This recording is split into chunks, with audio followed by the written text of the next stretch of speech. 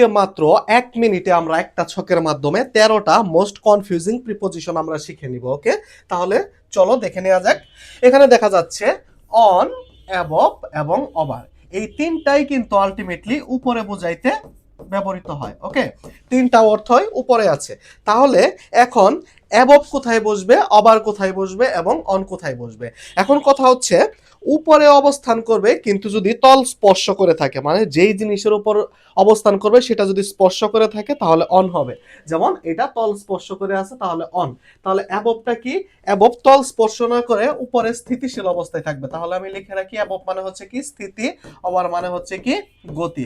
অর্থাৎ অ্যাবভ এবং ওভার, যেমন আমার হাতের সাপেক্ষে যদি আমি কল্পনা করি, এই হাতে যখন হাতের তল স্পর্শ করে আমার এই মার্কারটা আছে তখন সেটা অন, এবং তল স্পর্শ না করে উপরে এখন স্থিতিশীল অবস্থায় আছে তাহলে অ্যাবভ, যদি গতিশীল অবস্থায় থাকে তাহলে কি ওভার। আশা করি অন, অ্যাবভ, ওভার আমরা বুঝতে পারছি। তবে অ্যাবভের ক্ষেত্রে আরেকটা যে জিনিস আমরা জানি, ধরা ছোঁয়ার বাইরে, একদম ধরা ছোঁয়ার বাইরে বোঝাইলে তখন সেখানে কি হয়? অ্যাবভ হয়। ধরা ছোঁয়ার বাইরে বোঝাইলে অ্যাবভ হয়।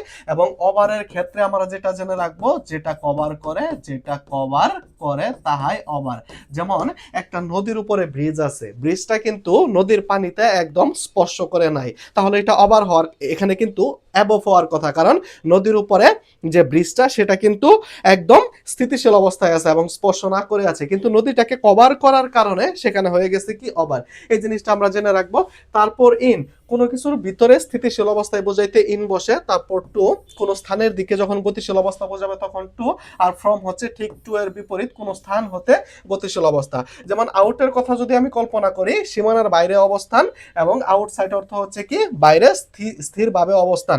যেমন ইনটু মানে হচ্ছে বাহির থেকে ভিতরের দিকে গতিশীল, এবং আউট অফ অর্থ হচ্ছে ভিতর থেকে বাহিরের দিকে। তারপর বিলো এবং আন্ডার যদি আমরা দেখি, বিলো মানে হচ্ছে তল স্পর্শ না করে বিচ্ছিন্নভাবে নিচে অবস্থান, এবং আন্ডার হচ্ছে তল স্পর্শ না করে অবিচ্ছিন্নভাবে নিচে অবস্থান। আশা করছি এই ছোট্ট একটা ছকের মাধ্যমে তোমরা খুব ভালোভাবে এই প্রিপোজিশনগুলো মাথায় নিয়ে নিয়েছো। থ্যাংক ইউ সবাইকে, সবাই ভালো থাকো।